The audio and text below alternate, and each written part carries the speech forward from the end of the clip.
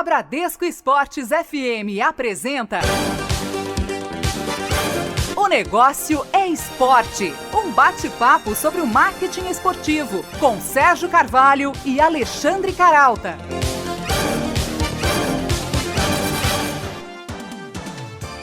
Olá para você ligado na Bradesco Esportes FM e olá também para você que nos ouve acessando a nossa página www.negocioesporte.com.br.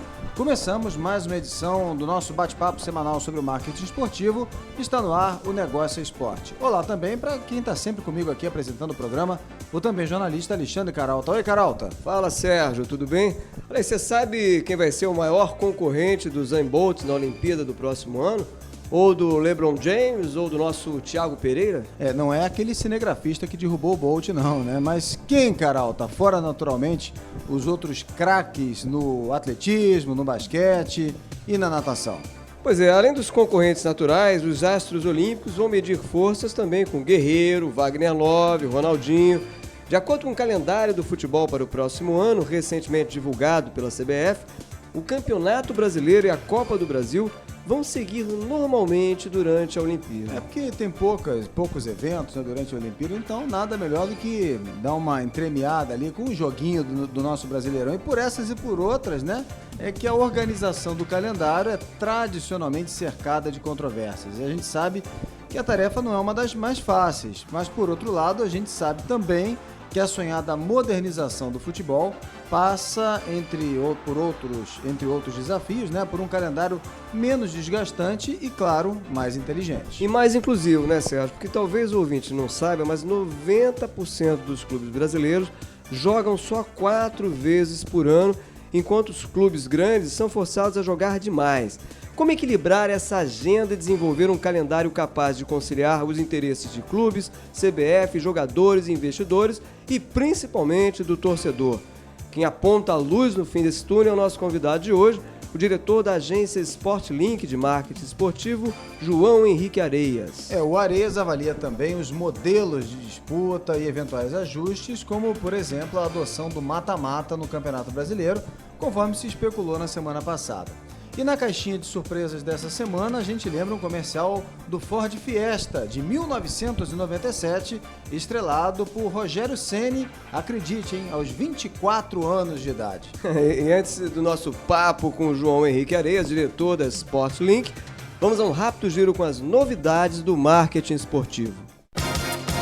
Golaços da semana, os negócios no mundo esportivo. A rede de varejo CIA passa a vender por 2 anos produtos licenciados do Barcelona. Uma das apostas principais é a linha de camisetas e bermudas casuais para crianças de 4 a 12 anos. O acordo prevê, a partir de setembro, a participação na campanha Tal Pai, Tal Filho, relativa à linha de roupas idênticas para adultos e crianças. Apesar de já ter o nome estampado na principal arena do New Orleans Saints, a Mercedes também vai batizar o novo estádio do Atlanta Falcons em 2017, quando será inaugurado. O acordo de 1 bilhão e 400 milhões de dólares, é o equivalente a 5 bilhões de reais, foi impulsionado pela mudança da sede americana da fabricante de carros para a cidade de Atlanta, onde a marca alemã pretende consolidar a presença. Com um crescimento de 19% em 2 anos, o valor do Arsenal supera o do rival Chelsea. Chega a 1 bilhão e 100 milhões de euros, equivalente a 4 bilhões e 623 milhões de reais, aponta levantamento do perito em finanças Tom Markham. Apesar de ter vencido o campeonato inglês 4 vezes em 9 anos, o Chelsea é avaliado em 826 milhões de euros, o equivalente a cerca de 3 bilhões e 400 milhões de reais, atrás também do Manchester City, cujo valor atinge 907 milhões de euros, cerca de 3 bilhões e meio de reais. A principal fonte de renda do Arsenal vem do Emirates Stadium, o estádio do clube com capacidade para 60 mil espectadores, 20 mil a mais em relação ao Stamford Bridge, estádio do Chelsea. Cristiano Ronaldo se consolida como o melhor do mundo, pelo menos nas redes sociais. O camisa 7 do Real Madrid atinge a marca de 167 milhões de fãs entre Facebook, Instagram e Twitter, estima levantamento da Apple Tree Communications. O volume supera a quantidade de fãs do próprio Real Madrid e do argentino Lionel Messi. A grande quantidade de seguidores mantém o craque português entre os atletas mais cobiçados da publicidade mundial. Com especialização em marketing pela Universidade de Nova York, João Henrique Areias trabalha há mais de 30 anos como consultor e executivo no segmento do esporte. Autor do livro Uma Bela Jogada, 20 anos de marketing esportivo, Areias é um dos pioneiros na área no mercado brasileiro. Ele comandou, por exemplo, o primeiro projeto do gênero para o Campeonato Brasileiro em 1987. Há 28 anos, João Henrique Areias está à frente da agência e consultoria Sportlink. Areias, é um prazer receber você aqui em mais uma edição de Negócio Esporte. Eu que agradeço a você, Carol, ao Sérgio. É um prazer estar aqui com vocês e com os ouvintes, né, que vão estar conosco aí nos próximos minutos. Muito bem, Areias, entra e sai ano, o calendário do futebol segue uma pedra no sapato da modernização. O do próximo ano, divulgado aí recentemente pela CBF, se sobrepõe, por exemplo, à Olimpíada. Quer dizer que o Bolt vai ter que medir forças, por exemplo, com o Guerreiro? É isso mesmo, Areias? É isso. Infelizmente, o calendário, eu costumo dizer que é o nosso calcanhar de Aquiles, né? Além do modelo de gestão das entidades esportivas que precisa de mais profissionalização.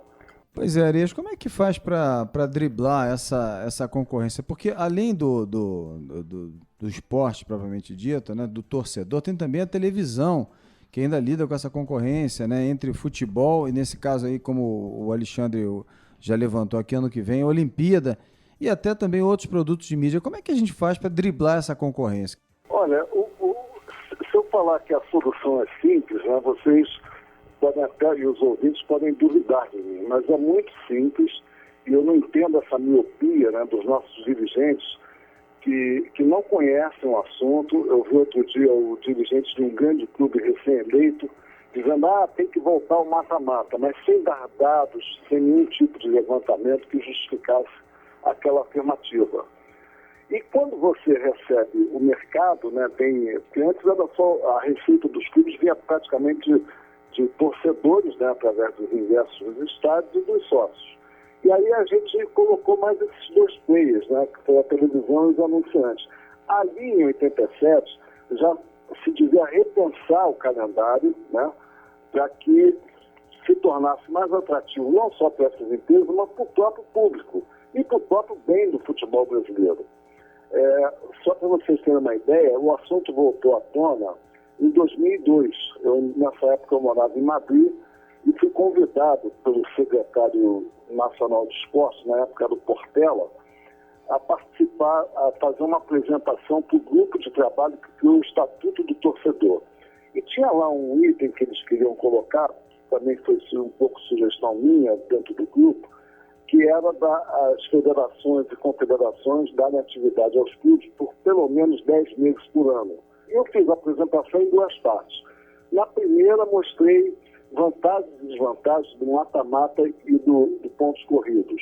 E ao final da apresentação, todos aprovaram, foi por unanimidade, a adoção dos pontos corridos, que era mais um tabu a ser quebrado. Como foi da televisão em 87, que os clubes não queriam televisão, e a gente conseguiu convencê-los que era importante ter a televisão para trazer patrocínios. Nós convencemos ali o grupo também de que a adoção do pontos corridos era a solução para aquele item do estatuto e mostramos com números, né, que os clubes teriam mais possibilidade de se planejar, não só tecnicamente, mas economicamente. E foi aprovado por unanimidade e implantado a partir de 2003. E naquela mesma reunião, página, né, eu apresentei também a solução de calendário. Né? Eu estou até com ele aqui na minha frente, depois a gente pode discorrer um pouco sobre ele. O calendário, basicamente, eu mostrava o seguinte: olha, nós precisamos mudar as férias dos jogadores por meio do ano. Não é para compatibilizar com o campeonato europeu. Absolutamente. O europeu faz férias no meio do ano, não é por causa do verão, do inverno, do outono, nada disso. Porque eu morei lá e vi. O Real Madrid jogava em pleno agosto, a um calor em Madrid de 40 graus. Só que ele jogava às 9 horas da noite, quando o sol já tinha se posto, né, que ele se põe mais ou menos essa hora. E a razão é muito simples, porque ao colocar as férias no meio do ano, os europeus fazem o quê? Evitam as competições de seleções que acontecem praticamente todos os anos. Um ano é Copa do Mundo, outro ano é Copa América, outro ano é Copa das Confederações, Olimpíadas. Isso sempre acontece praticamente todo ano, no meio do ano. Então não adianta você ter um produto de clubes nesse período, porque a atenção do público está voltada para os grandes eventos e, naturalmente, os melhores atletas estão lá, desfalcando os clubes. Por isso que os europeus fazem Pois é, Arias, desculpa eu te interromper, só para não perder aqui, só para contextualizar também para o ouvinte, se eu não me engano, são agora nesse próximo ano, 2016, se a gente considerar esses torneios eliminatórias, Copa América e a própria Olimpíada, né, a seleção olímpica, são 18 rodadas, isso equivale a 18 rodadas em que os clubes são obrigados a ceder, né, alguns, provavelmente, seus principais talentos, né? Só para situar o que a gente está falando, isso aí remonta a essa época, né? Desde 2002 e tal, você está fazendo uma contextualização muito boa, ótima, mas o problema segue o mesmo, né? Quer dizer, os clubes no próximo ano vão ter que ceder seus jogadores principais aí durante 18 rodadas. Não, e olha aqui, quando eu faço essa contextualização, terminando, eu fiz a apresentação lá para esse mesmo grupo, e o engraçado é que todos aprovaram também o novo calendário por unanimidade, inclusive a TV Globo. Só que o Ricardo Teixeira chegou a anunciar que ia mudar e não mudou. Eu acredito que a própria televisão deve ter voltado atrás naquela decisão, enfim, por questões comerciais dela, que ela tem lá, mas é uma questão de sentar com eles, ajustar e negociar. Pois é, pegando esse gancho da televisão, né, a gente sabe que apesar desses conflitos que são recorrentes, são antigos, são crônicos, né, e que agora, por exemplo, no próximo ano a gente vai ter essa concorrência entre Olimpíada e Campeonato Brasileiro, por exemplo, que me parece um absurdo. Enfim, isso teve a anuência, o desenvolvimento do calendário, teve a anuência dos clubes e da televisão. Por que os clubes não sentam e conversam, pressionam e tal, para que haja um calendário mais ajustado às necessidades, inclusive comerciais de cada clube? Porque, afinal de contas, os formadores, né, dos ativos são os clubes.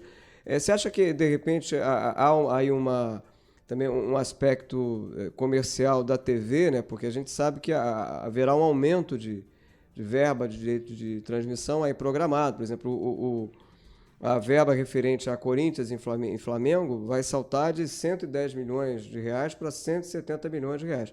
Você acha que isso pode ter ajudado a controlar, digamos assim, essa pressão que os clubes poderiam fazer para ajustar melhor o calendário? Olha, veja bem, eu ainda considero a televisão uma parceira do esporte. Sem ela, você não teria condições de manter grandes craques aqui, de pagar bem aos jogadores e evitar que eles saiam para o exterior. Então, o problema não é da televisão. O problema, eu volto a insistir, que é das entidades esportivas, clubes, federações e confederação. O modelo de gestão hoje, baseado em dirigente voluntário, ou seja, nenhum desses presidentes de federação, de clube e confederação não ganham para trabalhar. São pessoas que normalmente vão às suas entidades depois do trabalho deles, que é a prioridade na vida deles. E a visão deles, principalmente do clube, é de curto prazo. Você veja, o presidente do Flamengo assumiu há 3 anos atrás e esse ano já vai ter uma outra eleição. Então, a preocupação dele, no caso do Flamengo, não é um bom exemplo, até porque eles adotaram um modelo de gestão mais profissional e estão mudando o Flamengo, mas é um caso isolado. Mas, normalmente, a visão deles é de curto prazo. Então, eles só veem a questão do time, quem é que vai contratar. Então, o presidente do clube, normalmente, ele não para e não tem gente dentro dos clubes que vai discutir, olha aqui, precisamos mudar o calendário. Vou te dar um exemplo prático. A Arena do Grêmio, segundo 2013, Campeonato Brasileiro, o Grêmio tinha 19 jogos em casa, né, e 19 fora. Esses 19 jogos em casa é onde ele tem ali um belo conteúdo, importante conteúdo, para viabilizar uma arena caríssima, que foi construída, moderníssima.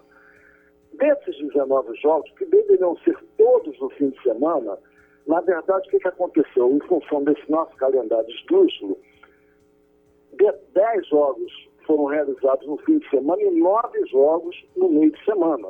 A diferença de arrecadação, mostrei isso com o diretor da OAS Arenas. Falei, Cadu, olha aqui, ó, quando você vê o resultado de público e renda, no meio de semana, o resultado é 50% menor do que no fim de semana. Nunca vai dar certo essa arena. Porque o torcedor não tem dinheiro para ficar vindo fim de semana, meio de semana. E chega uma hora agora, por exemplo, nesse mês de setembro, outubro, que vai ter jogo todo dia praticamente. Quer dizer, meio de semana, fim de semana. Por quê? Porque aperta o calendário. Esse grupo do bom senso também acho que está tendo uma visão míope desse processo. Querem mais férias para os jogadores, mais período de pré-temporada, quando o problema não é esse. Quer dizer, você já tem 4 semanas de férias e 2 de pré-temporada. É como tem no mundo inteiro. Não adianta você dar mais tempo, porque vai fazer o quê? Vai fazer lá na frente acumular. E aí os jogadores vão jogar quarta, domingo, com essas viagens longas no Brasil. A vida útil do jogador acaba sendo menor do que se ele estivesse jogando num calendário organizado, como acontece na Europa. Deixa eu aproveitar, já que você está falando dessa overdose de jogos, né? Eu lembro que a gente está conversando aqui no Negócio Esporte essa semana com o João Henrique Areias, diretor da agência e consultoria Sportlink, especializada em marketing esportivo. Você está falando dessa overdose de jogos, né, Areias? E talvez essa tenha sido aí talvez a crítica mais recorrente ao calendário, principalmente feita aí pelos jogadores, né?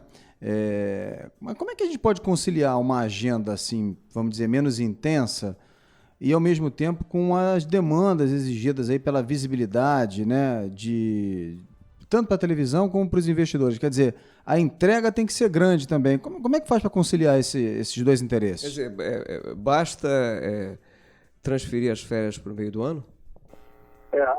Transferindo as férias para o meio do ano é o primeiro ponto que precisa ser observado. O segundo é o seguinte: os clubes começarem a pensar aqui como pensam os ingleses, que ao invés de pensar em meses, datas, cada um usa uma medida de tempo, pensar nas semanas do ano. Por que semanas? Porque um clube só pode fazer 2 jogos por semana. A própria lei exige que haja um intervalo de 66 horas, ainda existe essa lei, entre 2 partidas. Então, a semana só cabe em 2 jogos.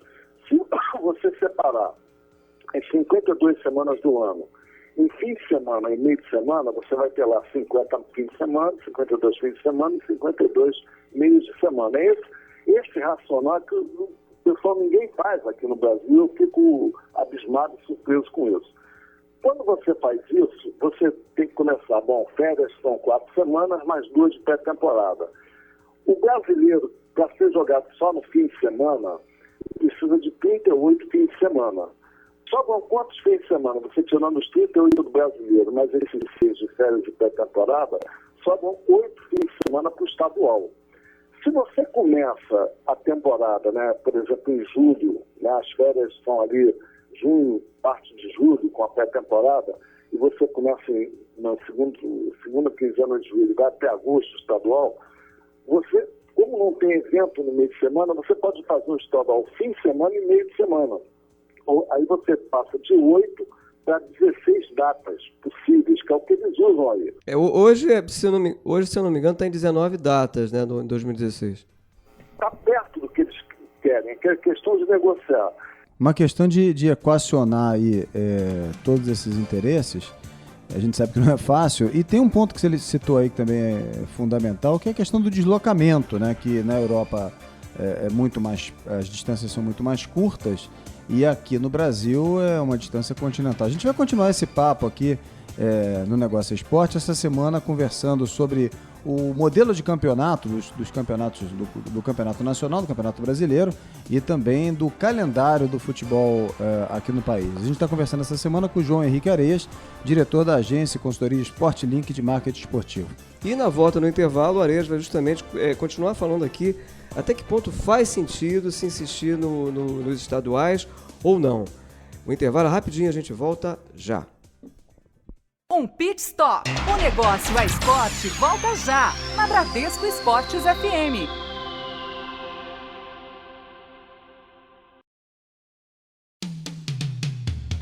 Na Bradesco Esportes FM, o negócio é esporte, com Sérgio Carvalho e Alexandre Caralta.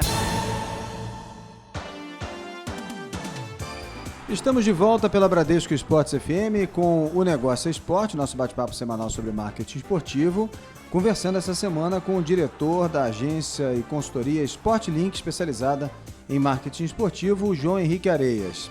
Essa semana a gente está falando aqui sobre o modelo de competição nacional no futebol, o Campeonato Brasileiro, e também do tão complicado e difícil de se acertar aí calendário, né, esportivo aqui no país. Antes da gente retomar o papo com o João Henrique Areias, a gente vai fazer um rápido giro com as notícias do marketing esportivo. Mas eu lembro que você pode também ouvir o nosso programa acessando a nossa página eletrônica www.negocioesporte.com.br. E você pode também curtir o conteúdo do marketing esportivo na nossa fanpage no Facebook e também seguindo o nosso perfil no Twitter. Mas agora é hora da gente curtir aqui, saber das notícias do marketing esportivo. Circuito dos Negócios. Não perca o que vem por aí no marketing esportivo. Depois de São Paulo, agora é a vez de Alagoa Rodrigo de Freitas receber o festival Rock Spirit. A cantora Devir abre o Festival de Filmes e Esporte ao Ar Livre, programado para os próximos dias 12 e 13 no Cartão Postal do Rio. Marcada para 16 de outubro, a oficina sobre tendências de marketing esportivo no Brasil e no mundo tem como tema central a Olimpíada e a Paralimpíada do próximo ano. A iniciativa é organizada pelo IBGME, o Instituto Brasileiro de Gestão e Marketing Esportivo, em conjunto com o Museu do Futebol. Foi lançado nesta semana Sport Media, Novas Perspectivas, a influência de Hans-Ulrich Grunberg. Organizada pelo sociólogo e pesquisador do esporte Ronaldo Elau, a publicação da editora UERJ reúne 11 artigos com reflexões sobre assuntos associados ao meio esportivo, como o engajamento das torcidas e as transmissões na TV. E por falar em sociólogo, a Escola de Arte, Ciências e Humanidade em São Paulo reúne pesquisadores da área no terceiro encontro de Sociologia do Esporte, no dia 8 de outubro. Eles discutem, por exemplo, a articulação entre políticas públicas, gestão e financiamento esportivo. Para mais informações, acesse a nossa página eletrônica www.onegocioesporte.com.br.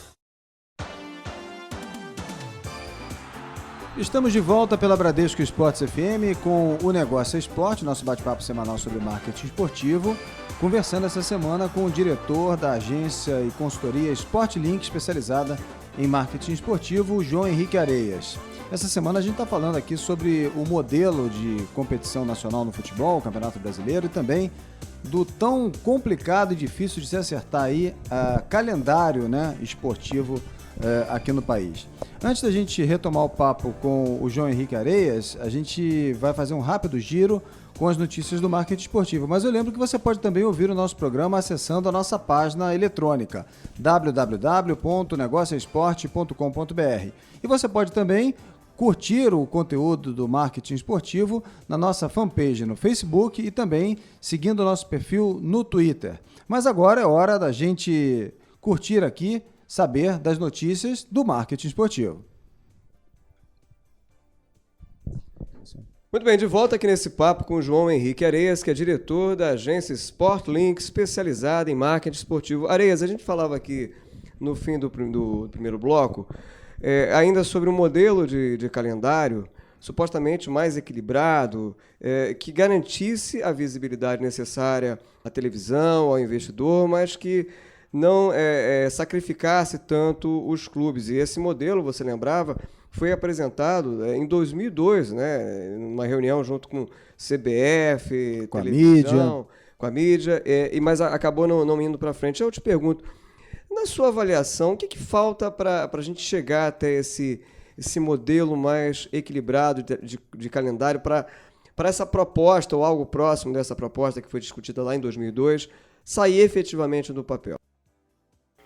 Olha, eu só vejo aí uma maneira, mudança de modelo de gestão nos clubes, né? Como está acontecendo agora no Flamengo, tomara que dê certo, o Flamengo hoje é citado não só no Brasil, mas fora do Brasil, como uma entidade esportiva que se renovou, se transformou, enfim.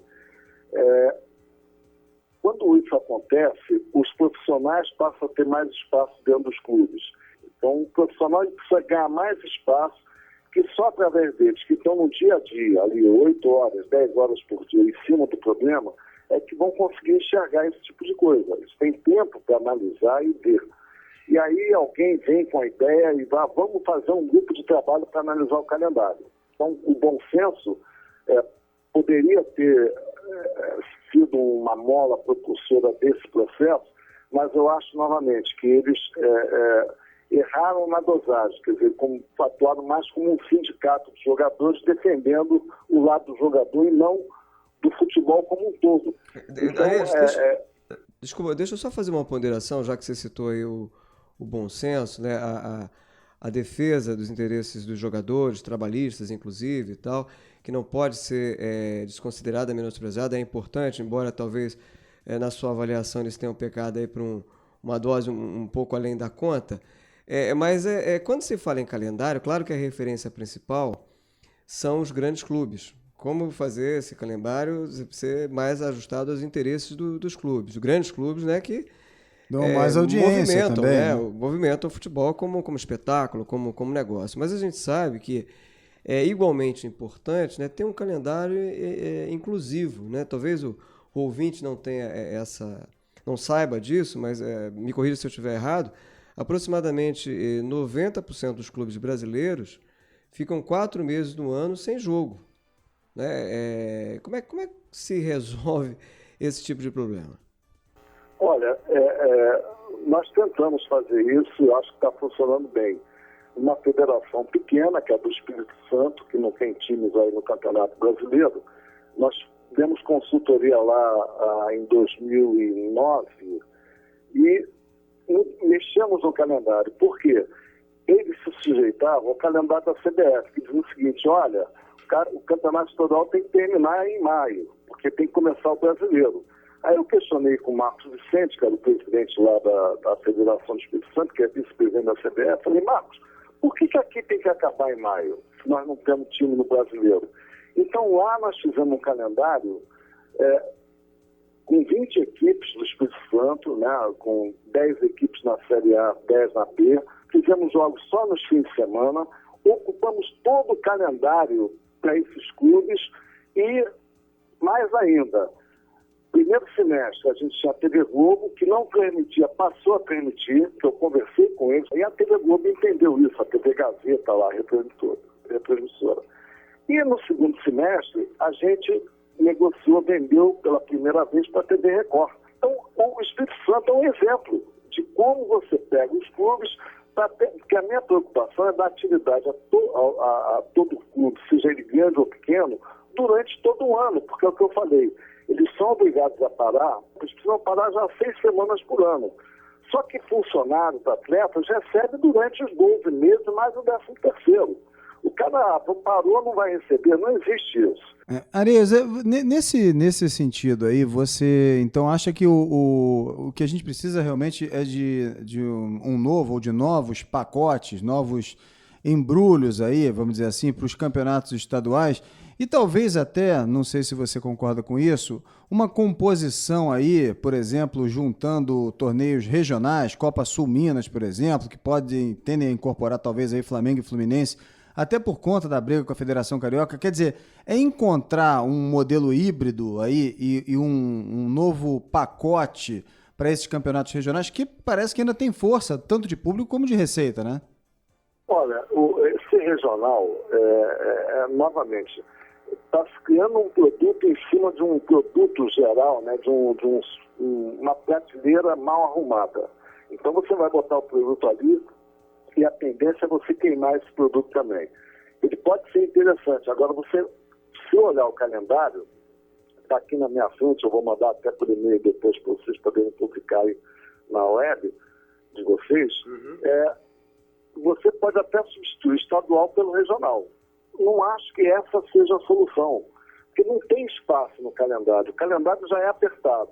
Você vai colocar aonde? Quando? Vai jogar no meio de semana? Quer dizer, não é o... E olha aqui, a Copa Nordeste, eu tive participação também na concepção dela. Ela nasceu numa reunião que eu tive aqui com o Paulo Carneiro, aqui no Rio de Janeiro, porque ele estava reclamando do Clube dos 13, aí o presidente do Clube dos 13 na época falou: Paulo, conversa com a Areias e tal, para ele arrumar uma solução lá para o Nordeste, desse um campeonato com patrocínio, como é que ele pode ajudar? Eu sentei com o Paulo Carneiro e falei: Paulo, pega esse período que não é o brasileiro e faz a Copa do Nordeste, porque lá está tudo virgem, quer dizer, as placas estão virgens, tem ótimos estádios, os torcedores gostam de ir. Você pega lá os 9 estádios lá do Nordeste, põe lá 2 clubes de cada estado, faz 16 clubes, que é um número ideal, um estado lá ou outro põe um clube só, e tem tudo para ser um sucesso. Você pode vender para a televisão, pode vender mídia integrada, quer dizer, a televisão compra não só o jogo, mas as placas de campo, para evitar pirataria do cara da televisão vender para um patrocinador e o concorrente do patrocinador ir lá comprar a placa muito mais barata. Então, e assim foi feito. Ele pediu para eu elaborei o projeto, depois eu mudei para a Espanha, e ele fez esse projeto caminhar através da Top Sports, que são os rapazes que fundaram a TV Esporte Interativo. E foi um sucesso, né, de público, e voltou agora novamente, chama até carinhosamente de Lampions League, né?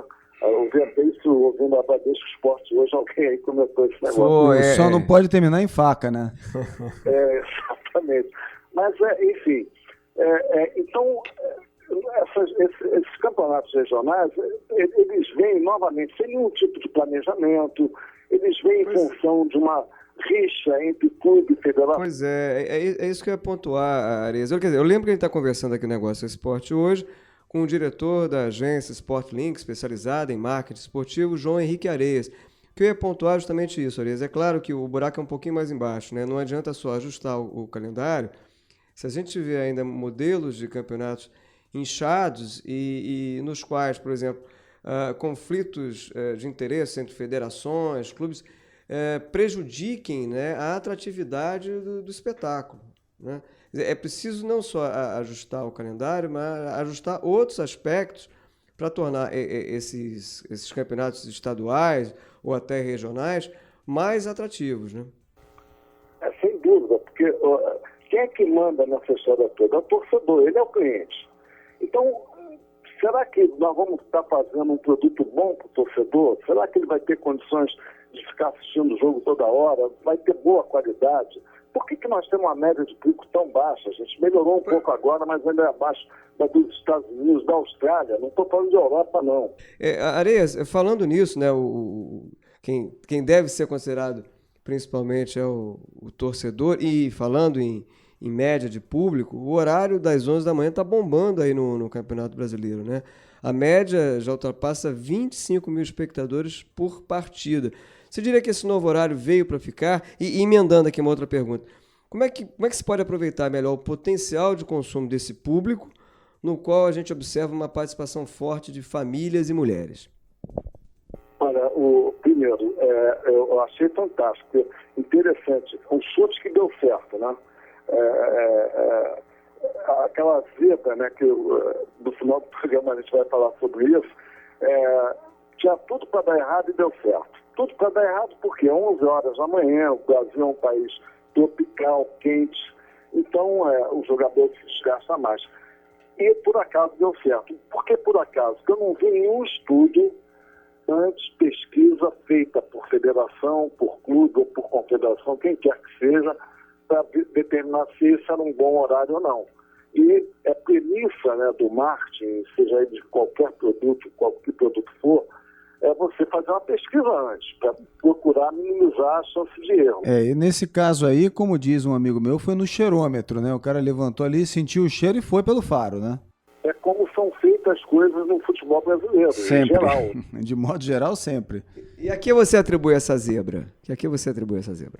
Olha, eu acho o seguinte, primeiro, você realmente é um horário que permite o sujeito levar a família, mais seguro do que à noite, por exemplo, um final de tarde, considerando a noite, considerando a violência fora dos estádios que a gente tem no Brasil de uma forma geral.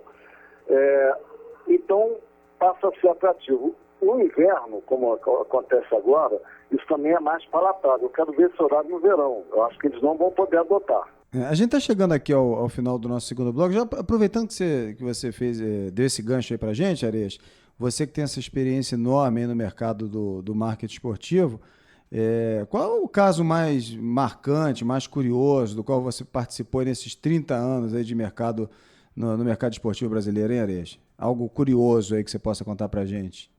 Que não dá para acreditar. Eu vi, por exemplo, não tem nada a ver com marketing, mas eu vi o Grêmio fazer 3 partidas no mesmo dia. Time profissional. Se contar na Europa, ninguém acredita, né? Não, ninguém acredita. Piada de português, né? Potência mundial do futebol naquela época tinha um calendário como o nosso. É esdrúxulo, como você falou, né? Bem, a gente agora tem que fazer nosso segundo intervalo e na volta o João Henrique Areias, diretor da agência Sport Limpo, com quem a gente conversa hoje, explica também como é que se pode ajustar o calendário à ambição de internacionalizar o futebol brasileiro, em especial o Campeonato Brasileiro. O intervalo é rapidinho, a gente volta já. Um pit stop. O negócio é esporte. Volta.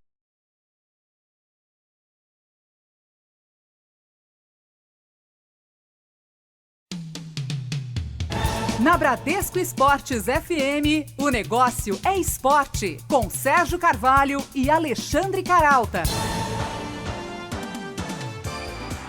E já estamos de volta aqui pela Bradesco Esportes FM com o nosso bate-papo semanal sobre o marketing esportivo aqui no Negócio Esporte. Essa semana conversando com o diretor da agência e consultoria especializada em marketing esportivo, Sport Link, o João Henrique Areias, falando pra gente aqui, batendo esse papo sobre a difícil missão de organizar o calendário e o campeonato brasileiro, né? As competições, de um modo geral, adequadas aí ao calendário brasileiro. Uma missão simples, porém quase impossível, do ponto de vista de atender a gregos e troianos, né? Ou gregos e goianos também pode ser, né? Então o papo dessa semana é sobre essa missão aí de tentar organizar o calendário brasileiro. Caralta. Areias, lá no começo do nosso papo, você lembrou aí que esse modelo de calendário mais equilibrado foi discutido em 2002, né?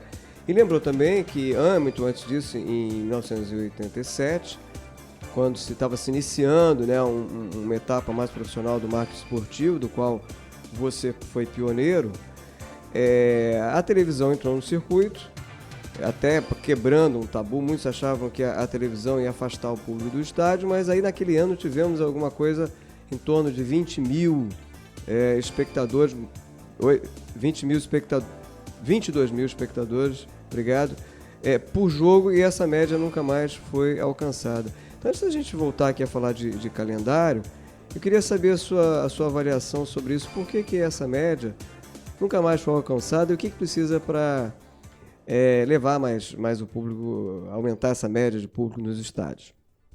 O primeiro fator que eu entendo que foi fundamental foi a gente fazer um campeonato com 16 clubes, onde você tinha, vamos dizer assim, uma qualidade muito alta, né? Porque estavam os principais clubes do futebol brasileiro. Então, com isso, bons espetáculos, vários grandes jogadores, né? Atuavam no Brasil. O Flamengo, que foi campeão da Copa União, tinha na sua equipe vários dos tetracampeões do mundo, depois em 94 lá nos Estados Unidos. Então isso ajudou a elevar o número. Caiu por quê? No ano seguinte já começou a cair. Porque a CBF, recobrada daquele susto, né, ela foi colocada no canto do córner do ringue, mas não foi nocauteada. Ela se recobrou e voltou a tomar conta do campeonato em 88. E a primeira providência deles foi pressionar os clubes e colocar mais 8 clubes. Quer dizer, passou de 16 para 24, caindo a qualidade do espetáculo. E fazendo o quê? Fazendo o produto cair em descrédito. Daí para cá continuou aquela história de... Eu me lembro que quando chegou, na época dos pontos corridos, o Estatuto Torcedor, o Campeonato Brasileiro, o verdadeiro Campeonato Brasileiro, começou em 71, até 2002 nunca teve uma fórmula, um regulamento igual. Sempre mudavam alguma coisa. E isso não há... Quando eu falei isso lá naquela conferência lá no Porto, em Portugal, na Fundação Civil lá promoveu, O pessoal riu, porque eu falei, é como se a Coca-Cola mudasse a fórmula dela todo ano. Então, quando o sujeito está acostumado, está vendo, gostou, aí vem e muda. A gente pode dizer assim que o nosso futebol está muito mais para política do que para um produto de consumo, Areias? Ah, mas sem dúvida, sem dúvida. Você veja agora o que está acontecendo no Flamengo. O Flamengo hoje está dividido dentro da chapa azul, que foi uma chapa que revolucionou o esporte. O que é isso? Política. Mais uma vez sobrepondo ao bom senso, né, a transparência, a profissionalização que o nosso futebol tanto precisa, gente. Parece que o 7-1 aí da Alemanha não já passou. Mas ó, vem aí o 8, 9, o 10-1, hein? É só questão de tempo, hein? Mas não tenha dúvida, com esse futebol que nós estamos jogando, o Flamengo ontem deu um chute a gol. E aí o técnico diz que o Flamengo jogou melhor que o Vasco. A impressão que eu tenho, Areias, é que a gente fala muito em modelo de campeonato, modelo de calendário, e é claro que isso tudo é importante porque ajuda a tornar o produto mais atraente, ajuda a levar mais público, a capitalizar mais investidor. Mas, sim, o principal é cuidar do produto, cuidar do espetáculo, né? E acho que há um consenso dos especialistas, dos cronistas, dos torcedores, de que o produto, sem nenhum saudosismo aqui, que o produto precisa melhorar bastante. Mas eu queria voltar aqui a tocar nesse modelo de campeonato. Você é um entusiasta me corrija se eu estiver errado, do modelo de pontos corridos, né? Por quê? Porque tem gente que defende o modelo de mata-mata. Até recentemente voltou a se especular sobre a volta, né, do sistema de mata-mata para o Campeonato Brasileiro, sobretudo nas redes sociais. Volta e meia tem alguém que defende de forma até contundente a volta de uma final, né, de um modelo em que o Campeonato Brasileiro possa ser decidido por uma final, porque seria mais atraente, mais emocionante. O que você acha disso? Olha, deixa eu te corrigir. Eu prefiro mata-mata, né? Como torcedor, muito mais emocionante e tal. Só que, 2 pontos. A Inglaterra tem pontos corridos há mais de um século. Eu estou falando da Inglaterra, que é o futebol mais rico do mundo. E não mudou. Isso deixa para o meio de semana os mata-matas. Mas o campeonato inglês está lá todo sábado, bonitinho, garantindo atividade aos clubes para que eles possam pagar suas contas. É onde os clubes têm a receita ordinária deles, né? Porque eles já são obrigados a parar aquelas 6 semanas, como todo mundo para no mundo inteiro, por causa de férias e pré-temporada. O campeonato espanhol e italiano também achavam chato essa coisa do pontos corridos, porque lá, ao contrário daqui, onde você tem pelo menos 12 clubes dos 20 que começam o campeonato podendo ser campeão, porque são grandes equipes que já foram campeãs algumas vezes, lá só tem 2. E um terceiro que às vezes surge lá. Quer dizer, eu fiz um levantamento na época que eu fiz essa apresentação. Na Itália e na Espanha, por exemplo, de cada 10 campeonatos, 7 campeonatos eram ganhos pelos 2 principais clubes. E 3 campeonatos apenas era um terceiro clube que aparecia. Na Espanha, por exemplo, um Valência, um Atlético de Madrid. Então, nos últimos 10 anos na Espanha, Real Madrid e Barcelona ganharam 9 temporadas. Só dá os 2. Só teve aquela exceção ali do Atlético de Madrid. Areias, eu lembro que a gente está conversando aqui no Negócio Esporte com o diretor da agência Sport Link, especializada em marketing esportivo, o João Henrique Areias. Areias, você observou ainda há pouco, né, reiterou, que esse modelo de pontos corridos é importante para dar atividade econômica aos clubes. E no primeiro bloco você defendeu, né, a mudança das férias para o meio do ano, não propriamente para acompanhar, né, o calendário europeu, mas para poder compatibilizar melhor com os outros campeonatos, o Campeonato Brasileiro com as partidas da seleção, em eliminatória e outros torneios. Mas aí eu te pergunto, para internacionalizar, né, o futebol brasileiro, o Campeonato Brasileiro, também não é necessário, para não dizer imprescindível, esse ajuste ao Campeonato Europeu, para fazer com que o Campeonato Brasileiro seja visto por outros mercados, como o europeu, o americano e até o asiático? Sim, porque a gente vê o campeonato deles, mas eles ainda não veem o nosso campeonato. Olha, a internacionalização depende de algumas coisas. O calendário é uma delas, sem dúvida você está correto. Mas depende também de você ter um bom produto. E hoje nós não temos definitivamente um bom produto. Esse bom produto ele peca não só pela qualidade do jogo em si, porque como o calendário é truncado, viagens toda hora, jogo toda hora, o jogador não tem como manter uma regularidade, ele também é afetado pela questão de, vamos dizer assim, me fugiu agora aqui o que eu ia falar, mas enfim. Você está falando que para se ter um bom produto, é importante, não só pela qualidade do jogo, que é prejudicada por esse calendário, aí você ia ressaltar um outro ponto importante para o produto. Quer dizer uma outra coisa? A gente comercializou o primeiro contrato com a TV Globo, lá com a União, depois o primeiro contrato com a TV Paga, que foi o Globosat no início, Sport TV e ESPN. E uma vez eu negociando com a ESPN, falando com o nosso amigo Werneck, lá da época do Jornal do Brasil, que mora lá em Bristol, trabalhando na ESPN, ele falou, João, é muito difícil para a gente ter aqui o Campeonato Brasileiro. Primeiro, não começa na hora, nós não temos a escalação das equipes com antecedência. Aí ele mostrando para mim o padrão de transmissão da ESPN, dos campeonatos americanos, da NBA, da NFL, da Major League Baseball, né? E do futebol europeu. Falou, o Brasil não consegue se organizar nem no jogo em si. Então, é complicado. Quer dizer, nós temos... falta um padrão internacional, né? Na parte geral de serviço. A gente está conversando essa semana aqui no Negócio Esporte com o João Henrique Areias, diretor da agência especializada em marketing esportivo Sportlink. E agora, Areias, está na hora do nosso... Apito Final. E no nosso apito final de hoje, com o João Henrique Areias, vou começar perguntando a você sobre uma jogada de mestre.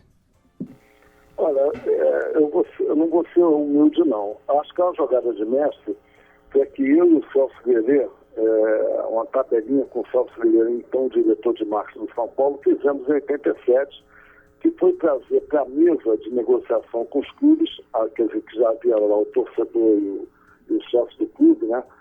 A televisão e empresas. Ali foi um marco dentro do marketing esportivo brasileiro. Como eu disse, a Copa União foi o primeiro evento oficial no Brasil bancado exclusivamente pela iniciativa privada. Eu acho que foi uma jogada de mestre. Não sei quem fez o gol, mas nós dois fizemos. Nós tomamos a bola para dentro e ela entrou. Muito bem. E uma bola fora, era isso? Olha, a bola fora foi logo depois, né, a frustração que a gente vive até hoje, de ver a CBF voltar a influenciar no futebol e aumentar um campeonato que tinha sido um sucesso, né, de 16 para 24 clubes. João Henrique Areias, uma zebra. Olha, zebra, eu vou colocar na mesma época, a Pepsi, né, estava querendo investir no Brasil com Rod Stewart e Tina Turner, shows aqui no Rio de Janeiro. E eu estava pensando em ir na Pepsi para oferecer a Copa União, as camisas dos clubes. Mas só que naquela época a xenofobia não permitia que as empresas investissem em coisas estrangeiras, porque o que era de fora era ruim. E aí nos surgiu a ideia, junto com o Celso, de a Coca-Cola, e aí a gente conseguiu fazer o contrato com a Coca-Cola. Então, um meio zebra aí que culminou com um contrato importante na época para viabilizar o Clube dos 13. Muito bem. Para a gente fechar, Areias, uma aposta. Olha, a minha aposta é o que eu faço hoje com muito prazer, são cursos, né? Eu tenho um curso de 8 horas, eu acabei de fazer agora o 17º, até lá na sede do Flamengo, no Federal do Pólio, na formação de novos dirigentes, na mudança do modelo de gestão dos clubes e na profissionalização desses dirigentes. Eu acho que isso aí é fundamental, um modelo de governança com transparência, que é o que hoje todos os setores do Brasil pedem, e profissionalismo. Muito bem, eu quero agradecer aqui a participação do João Henrique Areias, diretor da agência e consultoria especializada em marketing esportivo Sportlink, tentando aqui... Uma aula, né, Sérgio? Uma aula. Como sempre, uma aula. Uma aula e acho que a gente pode, inclusive, encaminhar o link, né, do nosso programa aqui para alguns dirigentes aí que podem tirar algumas boas lições dessa nossa conversa aqui com o Areias. Areias, muito obrigado pela sua participação aqui no Negócio Esporte e até uma próxima oportunidade aí. Será sempre um grande prazer conversar com você. Grande abraço, Areias. Um grande abraço, eu que agradeço. E depois do nosso bate-papo dessa semana com o João Henrique Areias, diretor da agência especializada em marketing esportivo Sportlink, está na hora agora da nossa... Caixinha de surpresas. Toda semana, um destaque da história do mercado esportivo. E na caixinha de surpresas de hoje, a gente lembra o comercial do Ford Fiesta de 1997, estrelado por Rogério Ceni, no frescor dos seus 24 anos. Por ironia, o goleiro são paulino, ainda em atividade, aos 42 anos, diz na peça publicitária que não vai voltar para o gol. Vamos ouvir. Quem vai bater a falta é o goleiro Rogério. Ajeita a bola com carinho. Vê a formação da barreira. Preparou. Toma distância, bateu. Gol! E agora, Rogério? Você volta pro gol? Gol? Eu? Meu negócio é o Fiesta. Quer um Fiesta? Visite o seu distribuidor Ford. Muito bem, esse foi o comercial do Ford Fiesta de 1997, protagonizado por Rogério Ceni. E eu lembro que você pode ver e ouvir outros destaques da publicidade esportiva garimpados aqui pelo programa no nosso endereço eletrônico www.onegocioesporte.com.br. E chegamos ao ponto final do Negócio Esporte de hoje, que teve a produção e edição de João Guilherme Lacerda, numa realização da Startcom Comunicação. A gente encerra o programa de hoje em clima de arquibancada, com a música O Campeão, mais conhecida como Domingo Eu Vou ao Maracanã, um hino do torcedor feito por Neguinho da Beija-Flor. E eu lembro que você pode ler a nossa coluna todas as terças-feiras no Diário Lance. E a gente volta aqui na Bradesco Esportes FM no próximo domingo, às 8 da manhã e às 10 da noite. A nossa reprise é no sábado, às 9 da manhã. Uma ótima semana a todos e até a próxima. E o nome deles são vocês quem vão dizer